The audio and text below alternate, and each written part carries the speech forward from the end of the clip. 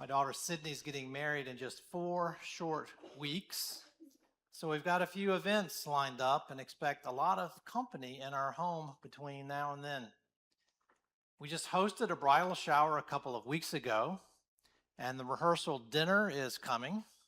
So Kim and I have spent a lot of the last month doing what you'd expect, taking the house apart before it fills up with people. And at the very same time, my mother-in-law is moving into her new home after living with us for a couple of years. So this hasn't been ordinary tidying. It's been sort of an excavation. But you discover things about your house when you're doing things like this. Two different kinds of things, actually. There's the junk drawer kind of thing. You know the junk drawer, right? Every house has one, full of dead batteries and paper clips and takeout menus for restaurants that closed years ago and a key that doesn't open anything that you still own. And none of it's doing any harm. It's just sitting there, filed under not now. And of course, it could sit there for another decade and it wouldn't matter. And then there's the crisper drawer kind of things. You know, the crisper drawer in your refrigerator? You open it up after a few weeks of not looking, and something that used to be a cucumber has become a science experiment. And that's a whole different story, right? That thing wasn't just sitting there the whole time that you weren't looking. It was going bad.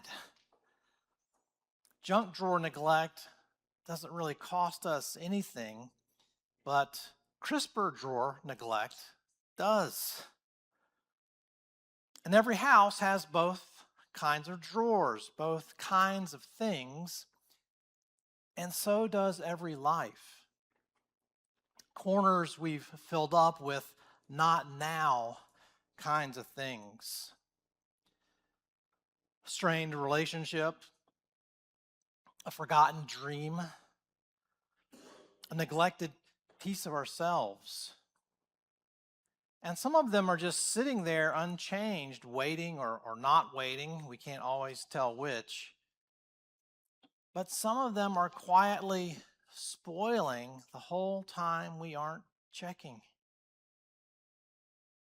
And I mention this because I think forgotten and neglected things is the issue underneath this morning's lessons and at the center of one of the most challenging passages in the Gospels. So let's take a look at this morning's Gospel lesson.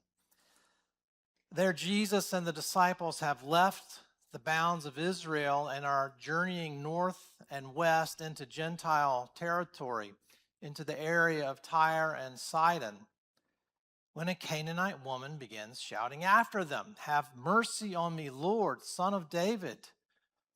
My daughter is tormented by a demon." And Jesus says nothing. Not a word. The disciples, irritated, ask him to send her away. And when he does finally speak, it isn't gentle. "I was sent only to the lost sheep of the house of Israel." But she keeps coming. She kneels, "Lord, help me." And then he says it plainly. It's not fair to take the children's food and throw it to the dogs. That is a hard line to hear from Jesus. There's no version of this story where it isn't hard. Interestingly, just a few verses earlier, commenting on Israel's dietary laws, Jesus taught that what defiles a person is not what goes into the mouth, but what comes out of the mouth, the kinds of things that we say. And Matthew surely knows what he's doing, putting this line in Jesus' mouth right after that. Now, it's worth knowing that the word Matthew uses for dog isn't the word for the wild dogs that ran loose through the streets and ate garbage. That's the real insult in Jesus' world. Instead, Jesus uses the word kunarion, the word for little dogs. It's the word you'd use for a house pet curled up under the table. And that doesn't make Jesus' line kind, but it does tell you something. That Jesus isn't improvising an insult on the spot. He's making a common comparison, riffing on a derogatory label that everyone within earshot, including his own disciples, would have recognized immediately because some version of it had already come out of most of their mouths already. Because the Gentiles were regularly referred to as dogs, the dogs.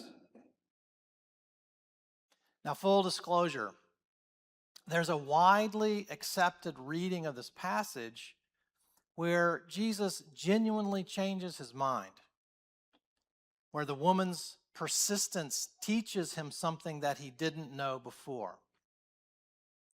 And to be honest with you, I just don't buy that. And I'll tell you why briefly, because it matters for where we're headed.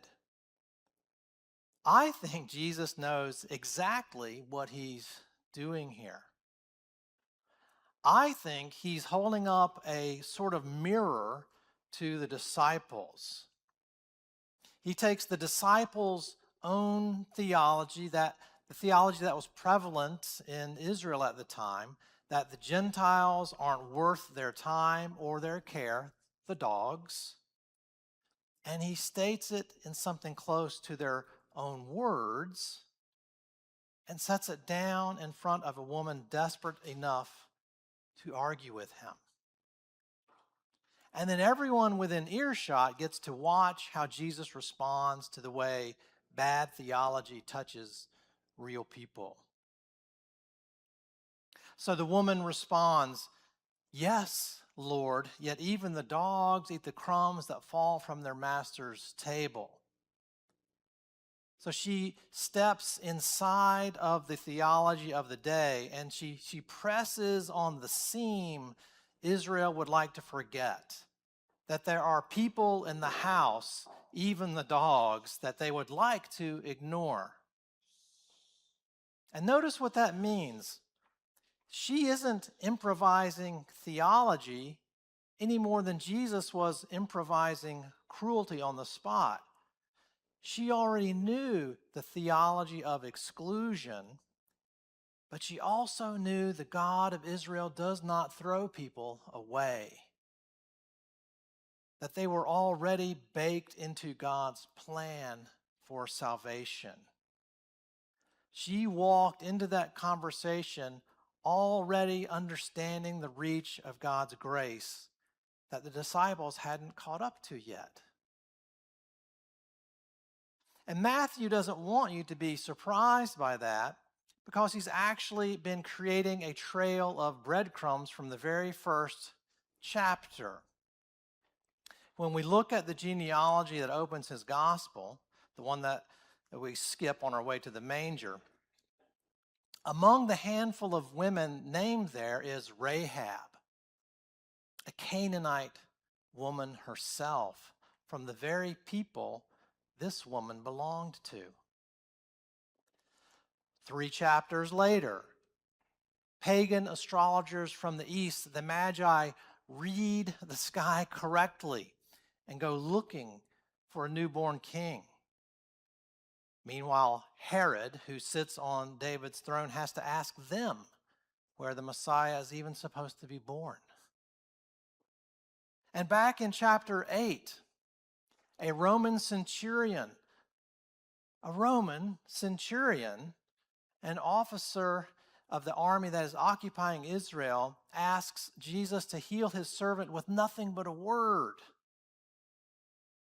And Jesus says he's not found faith like that anywhere in Israel.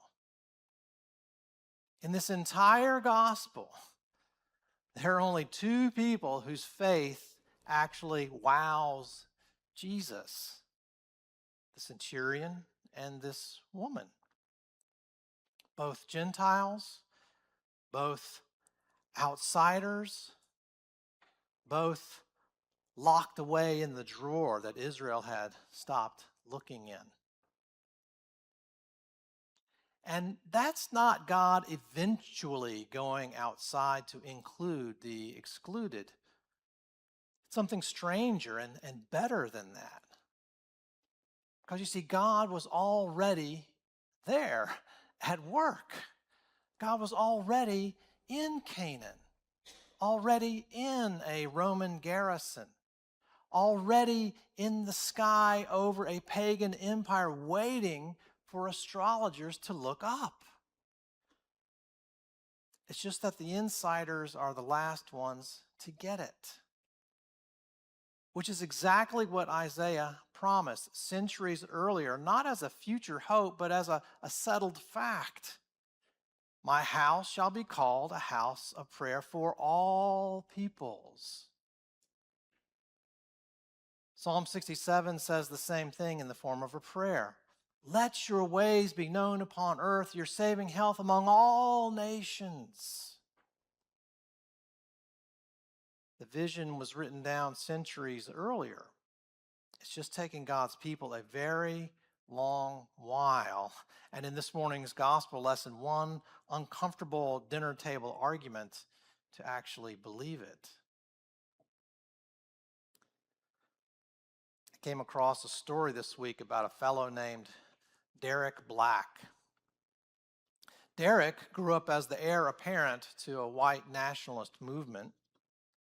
His father founded one of the most influential white supremacist websites in the country, and his godfather was a former Ku Klux Klan leader. Derek was being groomed to be the leader of the next generation.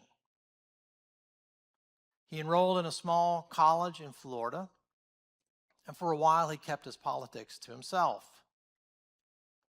When another student found out who he was and made it public, some students organized against him. But one student, one of the few observant Jewish students on campus, did something else. He invited Derek to Shabbat dinner. Not to debate him, not to change him, at least not at first. He just set a place and kept setting it week after week for the better part of a year. And Derek has said since that he showed up that first time ready for a fight that never came. Nobody at that table argued with him, though. They just kept including him in a Friday night dinner over and over and over, as though there were already someone there worth having a meal with. Months before Derek even believed it himself. And he eventually renounced the movement he had been raised to lead. And he said publicly that those dinners were where it started. I want you to notice what that student didn't do. He didn't wait for evidence that Derek had changed before he set the table. He acted as if the change were already underway long before there were any evidence of it at all. And that isn't naivete. That's simply the Canaanite woman's theology in action rather than stated as an argument. Assume God is already working in the places you've given up on, in the forgotten drawers of your world. So let me ask you what I've had to ask myself in recent weeks, elbow deep in closets and drawers I hadn't opened in years? Is there a drawer in your own life that you've stopped checking? A person that you've filed under not going to change so long ago that you don't even remember making that decision? A part of yourself, your anger, your grief, your faith, whatever it is that you quietly decided was closed for business. I have a few. I'm guessing most of us do. But years of sitting with people struggling through the hardest moments of their lives has taught me something I still have to relearn on a fairly regular basis. The parts of us we're most certain are lost causes are usually just the parts we've stopped visiting.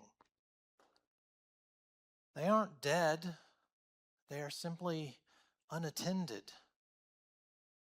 And some of what we've stopped attending to isn't the junk drawer kind of thing sitting there harmlessly waiting for us. Some of it's the crisper drawer kind, the kind that goes bad the longer that we leave it. And it's costing us more than we know to keep the drawer shut. So in 4 weeks, my house is going to be full of people, not because it's finally tidy. We're working on that. And Kim will tell you that we're not there yet, but we'll get there because we've opened almost every drawer in it and started deciding room by room what is actually still alive in there and what needs to go. And I don't know yet what we'll end up keeping or repurposing. I suspect some of it will surprise me. But that's not a bad description of what Isaiah says God has already decided about his own house. My house shall be called a house of prayer for all peoples. Not a house that we clean up and then eventually get around to opening. A house God has already declared open to everyone. Canaanite, centurion, magi, and us. Whether or not we've finished checking every drawer in it yet. So this week, go check the drawer you've stopped opening. Go set a place at the table before you have any proof at all that someone's coming. God got there first. God is, it turns out, always already there first. Amen.